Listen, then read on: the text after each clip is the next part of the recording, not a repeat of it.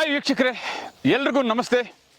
ವೀಕ್ಷಕರೇ, ಇವತ್ತು ನಾವು ಕರ್ನಾಟಕದಲ್ಲಿ ಅತಿ ಹೆಚ್ಚು ಮಾವಿನ ಬೆಳೆಯುವಂಥ ಒಂದು ಪ್ರದೇಶದಲ್ಲಿದ್ದೀವಿ.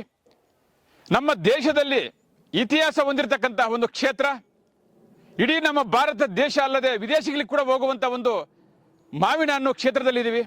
ಸೊ ಮಾವಿನ ಹಣ್ಣು ಪ್ರತಿಯೊಬ್ಬರು ಕೂಡ ಇದನ್ನು ಸೇವಿಸ್ತೀವಿ. ಒಂದಲ್ಲ ಎರಡಲ್ಲ, ಸುಮಾರು ಜಾತಿಗಳು ಮಾವಿನಕಾಯಿಯಲ್ಲಿ. ಆದರೆ ವರ್ಷದಲ್ಲಿ ಒಂದು 4 ರಿಂದ 5 ತಿಂಗಳು ಮಾವಿನ ಹಣ್ಣು ಪ್ರತಿಯೊಬ್ಬರು ಸೇವಿಸ್ತೀವಿ. ಆದರೆ ಆ ಮಾವಿನ ಹಣ್ಣು ಯಾವ ಕಡೆಯಿಂದ ಬರುತ್ತೆ, ಹೇಗೆ ಬೆಳೆಯುತ್ತೆ, ಯಾವ ಕ್ಷೇತ್ರದಲ್ಲಿ ಹೆಚ್ಚು ಬೆಳೆಯುತ್ತಾರೆ, ಯಾಕೆ ಆ ಕ್ಷೇತ್ರದಲ್ಲಿ ಬೆರೀತಾರೆ, ಅತಿ ಹೆಚ್ಚು ಮಾವಿನ ಬೆಳೆಯುವಂಥ ಒಂದು ಕ್ಷೇತ್ರ ಯಾವುದು, ಆ ಕ್ಷೇತ್ರದಲ್ಲಿ ಯಾಕೆ ಮಾವಿನ ಹಣ್ಣು ಬೆಳಿತೀವಿ, ಅಲ್ಲಿ ಯಾಕೆ ಅಷ್ಟೊಂದು ರುಚಿ ಇರ್ತದೆ, ಅಲ್ಲಿರ್ತಕ್ಕಂಥ ಮಣ್ಣಿನ ಫಲವತ್ತೇನು. ಬನ್ನಿ, ಇವತ್ತು ನಾವು ಅತಿ ಹೆಚ್ಚು ಮಾವಿನ ಹಣ್ಣು ಬೆಳೆಯುವಂಥ ಕ್ಷೇತ್ರದಲ್ಲಿದ್ದೀವಿ. ನೋಡಿ, ನಿಮಗೆಲ್ಲ ಕಾಣ್ತಾ ಇದೆ. ನೋಡಿ ಯಾವ ತರ ಇದೆ ಮಾವಿನ ಹಣ್ಣು. ನ್ಯಾಚುರಲ್ ಆಗಿ ಬೆಳೆಗೆ ಬೆಳೆಯುವಂತ ಒಂದು ಕ್ಷೇತ್ರ. ರಾಜ್ಯ ದೇಶ ವಿದೇಶಗಳಿಗೆ ಅತಿ ಹೆಚ್ಚು ರವಾನೆ ಮಾಡುವಂತ ಒಂದು ಕ್ಷೇತ್ರದಲ್ಲಿದ್ದೀವಿ. ಬನ್ನಿ, ಮಾವಿನ ಹಣ್ಣು ಅಂದ್ರೆ ಏನು, ಅದು ಯಾಕೆ ಬೆಳೀತಾರೆ, ಯಾಕೆ ಆ ಕ್ಷೇತ್ರದಲ್ಲಿ ಬೆಳಿತೀವಿ, ಆ ಕಾಯಿ ಯಾವ ರೀತಿ ರುಚಿ ಇರುತ್ತೆ ನೋಡೋಣ.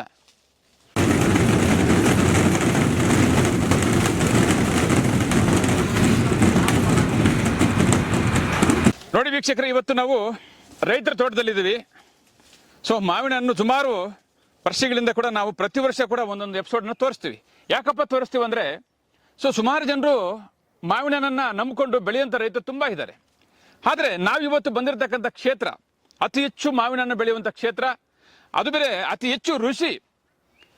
ಎಲ್ಲ ಮಾವಿನ ತೋಪು ಈ ಕ್ಷೇತ್ರದಲ್ಲಿ ಎಲ್ಲೇ ಬೆಳೀಲಿ, ಪ್ರತಿಯೊಂದು ತೋಟದಲ್ಲಿ ರುಚಿ ಇರತಕ್ಕಂಥ ಕ್ಷೇತ್ರದಲ್ಲಿ ನಾವು ಇದ್ದೀವಿ. ಬನ್ನಿ, ಇವತ್ತು ನಾವು ತೋಟದಲ್ಲಿದ್ದೀವಿ, ರೈತರು ಬೆಳೆದಂಥ ತೋಟದಲ್ಲಿದ್ದೀವಿ.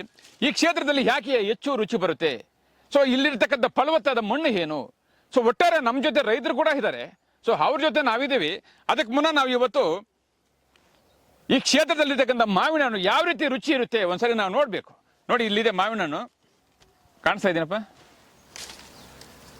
ನೋಡಿ, ಇವತ್ತು ನಾವು ನ್ಯಾಚುರಲ್ ಆಗಿ ಒಂದು ಮಾವಿನ ಗಿಡ ಹತ್ರನೇ ಇದ್ದೀವಿ. ನೋಡೋಣ, ಈ ಕಾಯಿನ ಕಿತ್ಕೊಳ್ಳೋಣ, ಯಾವ ರೀತಿ ರುಚಿ ಇರುತ್ತೆ ನಾವು ನೋಡ್ಬೇಕು. ಸುಮಾರು ದಿನಗಳಿಂದ ರೈತರು ಹೇಳ್ತಾರೆ, ಸರ್ ತಿನ್ನೋಡಿ ರೈತ ರುಚಿ ಹೆಂಗಿರುತ್ತೆ ಅಂತ. ಈ ಕ್ಷೇತ್ರದಲ್ಲಿ ಯಾಕೆ ಈ ರುಚಿ ಇರುತ್ತೆ ನೋಡೋಣ ಒಂಚೂರು. ನೋಡಿ, ಈಗ ಮಾವಿನಕಾಯಿ ಒಂದು ಕಿತ್ಕೊಂಡಿದ್ದೀನಿ. ಸೊ ಇದು ಸುಮಾರಾಗಿ ಹಣ್ಣಾಗಿದೆ. ನೋಡೋಣ ಇದು ಯಾವ ರೀತಿ ರುಚಿ ಇರುತ್ತೆ ನೋಡ. ವಾವ್, ಚೆನ್ನಾಗಿದೆ.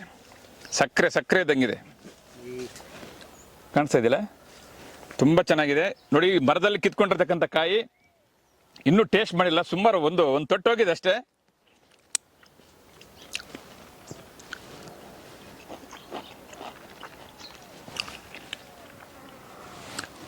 ತುಂಬ ಚೆನ್ನಾಗಿದೆ. ಬನ್ನಿ, ಇವತ್ತು ನಾವು ರೈತ ತೋಟದಲ್ಲಿ ಇದ್ದೀವಿ. ಕಾಯಿ ತುಂಬ ಚೆನ್ನಾಗಿದೆ, ಸಖತ್ ಟೇಸ್ಟ್ ಇದೆ. ಯಾಕಪ್ಪ ಈ ಕ್ಷೇತ್ರದಿಂದ ಅತಿ ಹೆಚ್ಚು ಕಾಯಿ ಹೋಗುತ್ತೆ ಅಂದ್ರೆ, ಇಲ್ಲಿರ್ತಕ್ಕಂಥ ಕಾಯಿ ಆ ಥರ ರುಚಿ ಇರುತ್ತೆ. ನಮಸ್ತೆ. ನಮಸ್ತೆ ಸರ್. ಏನು ಸರ್ ಹೆಸರು? ಗೋವಿಂದಪ್ಪ ಅಂತ. ಗೋವಿಂದಪ್ಪ, ಚೆನ್ನಾಗಿದ್ದೀರಾ? ಚೆನ್ನಾಗಿದ್ದೀರಿ ಸರ್. ತೋಪ ಎಷ್ಟು ಎಕರೆ ಇದೆ? 7 ಎಕರೆ ಐತೆ. 7 ಎಕರೆ. ಈಗ ಈ ಕಾಯಿ ಇಷ್ಟೊಂದು ರುಚಿ ಇದೆಯಲ್ಲ, ಸೊ ಹೆಂಗಿದೆ ಅಂತ ಏನ ಔಷಧಿ ಹೊಡಿತಾರೆ ಸರ್? ನಾರ್ಮಲ್ ಆಗಿ ಮಾಮೂಲಿ ಹೊಡೆದಿದೆ ಔಷಧಿ. ಹೆಸರುವಾಸಿ ಬಂದಿರೋದು, ಟೇಸ್ಟ್ಗೆ ಹೆಸರುವಾಸಿ ಬಂದಿರೋದು. ಆದ್ರೆ ಸಕ್ಕರೆ ಇದ್ದಂಗಿದೆ. ಸೊ ಈಗ ಲಾಸ್ಟ್ ವರ್ಷಕ್ಕೆ ಕಾಯಿ ಜಾಸ್ತಿ ಇತ್ತು, ರೇಟ್ ಕಡಿಮೆ. ಈ ವರ್ಷ ಕಾಯಿ ಕಡಿಮೆ, ರೇಟ್ ಜಾಸ್ತಿ ಇದೆ. ಸೊ ಒಟ್ಟಾರೆ ಈಗೆಲ್ಲ ನಿಮ್ಗೆಲ್ಲ ಏನ್ ಅನಿಸ್ತದೆ? ಪರವಾಗಿಲ್ಲ ಸರ್, ತಕೊಂಡಿರೋಕೆ ಅವ್ರಿಗೂ ಪಾಪ, ಅವರು ಪಾಪ ತಕೊಂಡಿರ್ತಾರೆ ಸಾಲಗಳು ಮಾಡಿ, ಅವರು ಸ್ವಲ್ಪ ಅವರು ಒಡವೆ ಅವ್ರು ಕೊಟ್ಟು ಮಿಕ್ಕಿದವರು ಏನು ಜೀವನ ಮಾಡ್ಕೊಂತಾರೆ.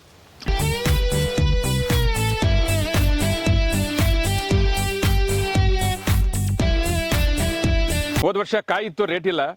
ಸೊ ಈ ವರ್ಷ ಕಾಯಿ ಕಡಿಮೆ, ರೇಟ್ ಇದೆ. ಆದರೂ ಕೂಡ ಒಂದು ಮಾತ್ರ ನಾನು ಹೇಳ್ತೀನಿ, ನಾವು ಈ ವಿಡಿಯೋ ನೋಡ್ತಕ್ಕಂಥ ಎಲ್ಲ ನಮ್ಮ ರಾಜ್ಯದ ಆಗಿರ್ಬೋದು, ದೇಶ ಜನರಾಗಿರ್ಬೋದು, ನ್ಯಾಚುರಲ್ಗೆ ಹೆಚ್ಚು ಬೆಲೆಯನ್ನು ಕೊಡಬೇಕು. ಈಗ ನಾವು ಸುಮಾರು ಕಡೆ ಕಾಯಿಗಳನ್ನು ಕಲರ್ ಹಾಕಿ, ಕೆಮಿಕಲ್ ಹಾಕಿ ನಾವು ಮಾಡ್ತೀವಲ್ಲ. ಸೊ ದಯವಿಟ್ಟು ಅಂಥ ಕಾಯಿಗಳನ್ನ ಸ್ವಲ್ಪ ತಿನ್ನೋದನ್ನು ಕಡಿಮೆ ಮಾಡಬೇಕು. ನ್ಯಾಚುರಲ್ ಆಗಿ ರಾಸಾಯನಿಕ ಗೊಬ್ಬರಗಳಿಂದ ಬೆಳೆಸ್ತಕ್ಕಂಥದ್ದು, ಕೆಮಿಕಲ್ಲು ನೋಡಿ ಏನೂ ಇಲ್ಲ. ಇವತ್ತು ನಾವು ಮರದಲ್ಲಿ ಬಂದು ಕಿತ್ಕೊಂಡು ತಿಂದ್ವಿ, ತುಂಬ ಚೆನ್ನಾಗಿದೆ. ಯಾರು ಇದು ಪ್ರತಿಯೊಬ್ಬರು ಆದಷ್ಟು ರೈತರ ಹತ್ರನೇ ಬಂದು ತಗೊಂಡೋಗಿ ಮನೆಯಲ್ಲಿ ಹಣ್ಣು ಮಾಡ್ಕೊಂಡು ತಿನ್ನೋದ್ರಿಂದ ತುಂಬ ಚೆನ್ನಾಗಿರುತ್ತೆ. ಮತ್ತೆ ರೈತರೇ ನೇರವಾಗಿ ಮಾರ್ತಾ ಇರ್ತಾರೆ. ಸುಮಾರು ಕಡೆ ಕೂಡ ಈ ಕ್ಷೇತ್ರದಿಂದ ಬೇರೆ ಕಡೆಗೆ ರೈತರೇ ಸ್ವಂತ ವ್ಯಾಪಾರನ ಮಾಡ್ತಾರೆ. ಅಂಥ ಕಡೆ ನಾವು ಮಾವಿನ ಹಣ್ಣುಗಳನ್ನು ಪರ್ಚೇಸ್ ಮಾಡಿ ತಿನ್ನೋದ್ರಿಂದ ನಮಗೊಂದಷ್ಟು ಆರೋಗ್ಯಕವಾಗಿರ್ತದೆ. ಸುಮಾರು ಜನರು ಕೆಮಿಕಲ್ ಅನ್ನ ತಿಂದು ಎಷ್ಟೋ ಜನರು ಹಾಳಾಗಿರ್ತಕ್ಕಂಥದ್ದು ನಾವು ಸಮಾಜದಲ್ಲಿ ನೋಡಿದ್ವಿ. ಆದ್ರೆ ನ್ಯಾಚುರಲ್ ಇರ್ತಕ್ಕಂಥದ್ದು ಆರೋಗ್ಯನೇ ಬೇರೆ. ನಾವ್ ಹೇಳೋದಿಷ್ಟೇ, ಇವತ್ತು ಯಾರೇ ಆಗಿರ್ಬೋದು, ನೇರವಾಗಿ ರೈತರು ಎಲ್ಲಿ ಮಾರಾಟ ಮಾಡ್ತಾ ಇರ್ತಾರೋ ಅವ್ರ ಹತ್ರ ನಾವು ಕಲರ್ ಇಲ್ಲ ಅಂದ್ರೂ ಕೂಡ ಪರವಾಗಿಲ್ಲ, ಕಾಯಿನ ತಗೊಂಡೋಗಿ ಮನೆಯಲ್ಲಿ ಇಟ್ಕೊಂಡ್ರೆ ಹಣ್ಣಾಗುತ್ತೆ ಅಲ್ವಾ ಸರ್? ಆಗುತ್ತೆ ಆಗುತ್ತೆ. ಅದಕ್ಕೇನ್ ಕಲರ್ ಏನ್ ಹಾಕಂಗಿಲ್ವಲ್ಲ. ಕಲರ್ ಏನು ಹಾಕೋ ಅಷ್ಟೇ ಇಲ್ಲ. ಸೊ ಈಗ ಹಾಕಿದ್ರೆ ಸಾಕು, ಎಷ್ಟು ಕಲರ್ ಬೇಕಾದ್ರೆ ಬರುತ್ತೆ. ಇದು ಹಣ್ಣಾಗ್ಬೇಕಾದ್ರೆ ಏನೇನ್ ಮಾಡ್ಬೇಕು ಹೇಳಿ? ಮನೆಯಲ್ಲಿ ನಾವು ಕಿತ್ಕೊಂಡೋಗಿ ನಾವು ಮನೆಯಲ್ಲಿ ಹುಲ್ಲು ಸ್ವಲ್ಪ ಹಾಕಿದ್ರೆ ಸಾಕು, ಬೇರೆ ಏನು ಬೇಡ. ಅನಿಸ್ತಾ ಇದೆ ತಾನೆ, ಮರದಲ್ಲೇ ಕಿತ್ಕೊಟ್ಟಿನ ತಾನೆ. ನಿಜವಾಗ್ಲೂ ಇಂಥ ಟೇಸ್ಟ್ ನಾವು ಈಗ ನಾವು ಮಾರಾಟಗಳ ನಗರದಲ್ಲಿ ನೋಡ್ತೀವಿ. 100 ರೂಪಾಯಿ, ನಿಮ್ಗೆ ಹೆಚ್ಚು ಕಮ್ಮಿ 100, 150, 200 ರೂಪಾಯಿ ನಾವು ತಗೊಂಡು ಹೋಗಿರ್ತೀವಿ. ಆದ್ರೆ ಆ ರುಚಿನೇ ಬೇರೆ. ಸೊ ಈ ರುಚಿನೇ ಬೇರೆ. ಕರ್ನಾಟಕದ ಕೋಲಾರ ಜಿಲ್ಲೆ ಶ್ರೀನಿವಾಸಪುರ ಕ್ಷೇತ್ರದಲ್ಲಿ ಇದ್ದೀವಿ. ಶ್ರೀನಿವಾಸಪುರ ಕ್ಷೇತ್ರ ಅಂದ್ರೆ ಇಡೀ ವಿಶ್ವಕ್ಕೆ ಹೆಸರಾಗಿರ್ತಕ್ಕಂಥದ್ದು. ದೇಶ ವಿದೇಶಗಳಿಗೆ ಇಲ್ಲಿಂದ ಮಾವಿನ ಹಣ್ಣು ಹೋಗುವಂಥದ್ದು. ಇಲ್ಲಿ ಅತಿ ಹೆಚ್ಚು ಮಾವಿನಕಾಯಿ ಬೆಳೆಯುವಂಥ ಕ್ಷೇತ್ರ, ಅತಿ ರುಚಿ ಇರ್ತಕ್ಕಂಥ ಮಾವಿನ ಕ್ಷೇತ್ರ ಇದು. ಸೊ ಈ ಕ್ಷೇತ್ರದಲ್ಲಿ ಇದ್ದೀವಿ. ಇವು ನೋಡಿ, ಇಲ್ಲಿ ಕಾಣ್ತಾ ಇದೆ. ಇಲ್ಲಿ ಇಡೀ ಕೋಲಾರ ಜಿಲ್ಲೆಯಿಂದ ಎಲ್ಲಾ ರೈತರು ಈ ಮಾರ್ಕೆಟ್ಗೆ ಮಾವಿನಕಾಯಿನ ತಗೊಂಡ್ಬರ್ತಾರೆ. ಇಲ್ಲಿಂದ ದೇಶ ವಿದೇಶಗಳಿಗೆ ಹೋಗುತ್ತೆ. ಒಟ್ಟಾರೆ ಮಾವಿನಕಾಯಿ ಇಲ್ಲಿ ಹೇಗೆ ಬೆಳೀತಾರೆ, ಯಾಕೆ ಇಲ್ಲಿ ಒಂದು ರುಚಿ ಇದೆ, ಇಲ್ಲಿಂದ ದೇಶ ವಿದೇಶಗಳಿಗೆ ಯಾಕೆ ಹೋಗುತ್ತೆ, ರೈತರು ಅತಿ ಹೆಚ್ಚು ಯಾಕೆ ಇದನ್ನೇ ನಂಬಿದ್ದಾರೆ, ಬನ್ನಿ ತಿಳಿಯೋಣ. ನಮ್ಮ ಜೊತೆ ರೈತರಿದ್ದಾರೆ, ಮಾವಿನಕಾಯಿ ಮಂಡಿ ಏಜೆಂಟ್ ಇದ್ದಾರೆ.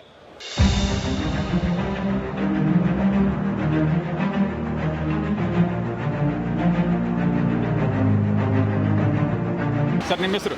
ವೆಂಕಟೇಶ್ವರರೆಡ್ಡಿ. ವೆಂಕಟೇಶ್ವರರೆಡ್ಡಿ ಸರ್, ನಿಮ್ದೇ ಅವರು? ನಮ್ಮ ತಿಮ್ಸಂದ್ರ ಶ್ರೀನಿವಾಸಪುರ. ನೀವು ರೈತರ, ದಲ್ಲಾಳಿಗಳ ಏಜೆಂಟ್? ರೈತರು. ಹೌದು ಸರ್. ನಿಮ್ದು ಮಾವಿನ ತೋಟ ಎಷ್ಟು ಎಕರೆ ಇದೆ? 20 ಎಕರೆ ಇದೆ ಸರ್. 20 ಎಕರೆ. ಎಷ್ಟು ವರ್ಷಗಳಿಂದ ಬೆಳೀತಾ ಇದೆ? ನಾವು 30 ವರ್ಷದಿಂದ ಇದೆ ಸರ್. 30 ವರ್ಷಗಳಿಂದ ಬೆಳೀತಾ ಇದೆ. 30 ವರ್ಷಗಳಿಂದ ಕಾಯಿನ ನೀವು ಎಲ್ಲಿಗೆ ಹಾಕ್ತೀರಾ? ನಾವು ಇದೇ ಶ್ರೀನಿವಾಸಪುರ ಮೊಬಿನ್ ಮಂಡಿಗೆ ಹಾಕ್ತೇವೆ. ಈಗ ಶ್ರೀನಿವಾಸಪುರ ಏನು ಇಲ್ಲಿ ಮಂಡಿ ಇದೆ, ಈ ಮಂಡಿಗೆ ಯಾವ ಕಡೆಯಿಂದ ಕಾಯಿ ಬರುತ್ತೆ ಸರ್?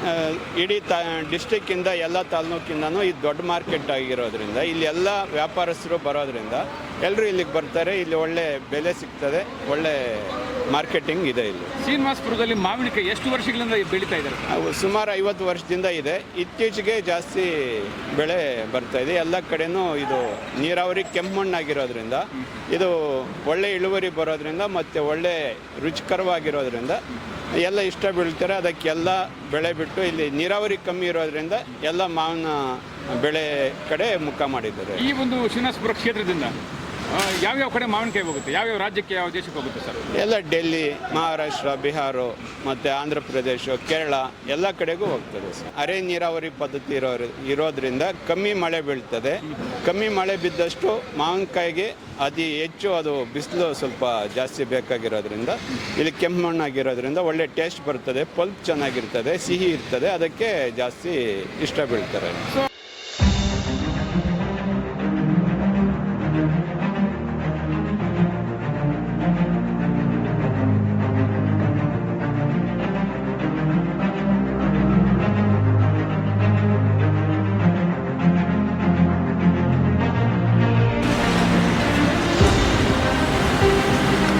ಏನ್ ಕಾಣ್ತಾ ಇದೆ ಇಲ್ಲಿ ಕೆಂಪು ಮಣ್ಣು, ಇದೇ ಒಂದು ದೊಡ್ಡ ಗೊಬ್ಬರ ಅಂತ ಹೇಳ್ಬೋದು. ಅದಕ್ಕೋಸ್ಕರನೇ ಈ ಕ್ಷೇತ್ರದಲ್ಲಿ ಅತಿ ಹೆಚ್ಚು ಮಾವಿನ ಬೆಳೆ ಬೆಳೀತಾರೆ. ಇವತ್ತು ಈ ಕ್ಷೇತ್ರದಿಂದ ಈ ಫಲವತ್ತಾದ ಮಣ್ಣು ಏನಿದೆ, ಈ ಮಣ್ಣಿಂದನೇ ಇವತ್ತು ಇಡೀ ವಿಶ್ವಕ್ಕೆ ಮಾದರಿ ಆಗಿರ್ತಕ್ಕಂಥ ಕ್ಷೇತ್ರ ಯಾವ್ದಾದ್ರು ಇದ್ರೆ ಅದು ಕೋಲಾರ ಜಿಲ್ಲಾ ಶ್ರೀನಿವಾಸಪುರ ಕ್ಷೇತ್ರ. ಸರಿ, ಈ ಬಾರಿ ನೀವು ಹೋದ ವರ್ಷಕ್ಕಿಂತ ಈ ಸಾರಿ ರೇಟ್ ಕಡಿಮೆ ಇತ್ತ, ಜಾಸ್ತಿ ಇತ್ತ? ರೇಟ್ ಜಾಸ್ತಿ ಇದೆ ಸರ್. ಯಾಕೆ ಈ ಸಾರಿ ಸ್ವಲ್ಪ ಜಾಸ್ತಿ ಆಗಿದೆ ರೇಟ್? ಫಸಲು ಕಡಿಮೆ, ರೇಟ್ ಜಾಸ್ತಿ ಇದೆ ಸರ್. ಹೋದ ವರ್ಷ ಫಸಲು ಜಾಸ್ತಿ ಇತ್ತು, ಫಸಲು ಜಾಸ್ತಿ ಇತ್ತು, ರೇಟ್ ಕಡಿಮೆ ಇತ್ತು. ಕಾರಣ ಏನು ಅಂತ? ಕಾರಣ ಅಂದರೆ 2 ವರ್ಷ ಮಳೆ ಚೆನ್ನಾಗಿ ಬಿದ್ದಿತ್ತು, ಫಸಲು ಚೆನ್ನಾಗಿ ಬಂತು. ಈ ವರ್ಷ ಹೋದ ವರ್ಷ ಮಳೆ ಇಲ್ಲ, ಈ ಸರಿ ಫಸಲು ಕಡಿಮೆ ಇದೆ. ಸೊ ಬಿಟ್ಟರೆ ಈ ಬಾರಿ ಸ್ವಲ್ಪ ಈ ವರ್ಷ ರೇಟ್ ಚೆನ್ನಾಗಿದೆ. ನಿಮಗೆಲ್ಲ ಏನು ಅನಿಸ್ತದೆ ಮಾವಿನಕಾಯಿ? ಕೆಲವೊಂಥರ ಖುಷಿ ಆಗುತ್ತೆ ಸರ್.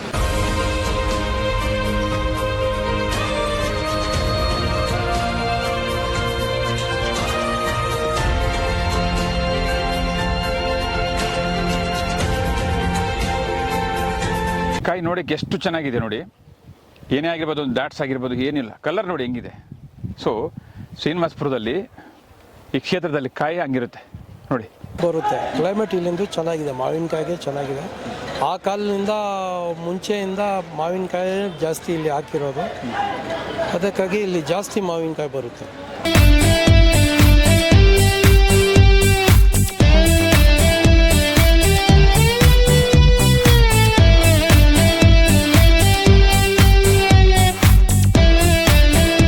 ಒಟ್ಟಾರೆ ಇವತ್ತು ನಾವು ಶ್ರೀನಿವಾಸಪುರ ಕ್ಷೇತ್ರದಲ್ಲಿದೆ. ಶ್ರೀನಿವಾಸಪುರ ಕ್ಷೇತ್ರದ ದೊಡ್ಡ ಮಾರ್ಕೆಟ್ ಅಂತ ಹೇಳ್ಬೋದು. ಇಡೀ ಕೋಲಾರ ಜಿಲ್ಲೆ ಏನು 6 ತಾಲೂಕಿದೆ, ಸೊ 6 ತಾಲೂಕು ಆಗಿರ್ಬೋದು, ಸುತ್ತಮುತ್ತಲಿರ್ತಕ್ಕಂಥ ಜಿಲ್ಲೆಯಿಂದ ಕೂಡ ಇವತ್ತು ಈ ಕ್ಷೇತ್ರಕ್ಕೆ ಮಾವಿನ ಹಣ್ಣು ಬರ್ತದೆ. ಸೊ ಇಲ್ಲಿಂದ ದೇಶ ವಿದೇಶಗಳಿಗೆ, ಸುಮಾರು ದೇಶ ವಿದೇಶಗಳಿಗೆ ಕೂಡ ಹೋಗುತ್ತೆ. ಯಾಕಪ್ಪ ಅಂದರೆ ಇವತ್ತು ಇಷ್ಟೊತ್ತು ನಮ್ಮ ಜೊತೆ ರೈತರು ಮಾತನಾಡಿದ್ರು. ಇಲ್ಲಿರ್ತಕ್ಕಂಥ ವಾತಾವರಣ ಆಗಿದೆ, ಇಲ್ಲಿರ್ತಕ್ಕಂಥ ಮಣ್ಣಿನ ಫಲವತ್ತತೆ ಹಂಗಿದೆ. ಸೊ ಇಲ್ಲಿ ಮಳೆ ಕಡಿಮೆ ಆದ್ರೂ ಬೆಳೆ ಜಾಸ್ತಿ ಆಗ್ತದೆ. ಆದ್ದರಿಂದ ಶ್ರೀನಿವಾಸಪುರ ಕ್ಷೇತ್ರದಲ್ಲಿ ಅತಿ ಹೆಚ್ಚು ರೈತರು ಮಾವಿನಕಾಯಿಯನ್ನು ಬೆಳೀತಾರೆ.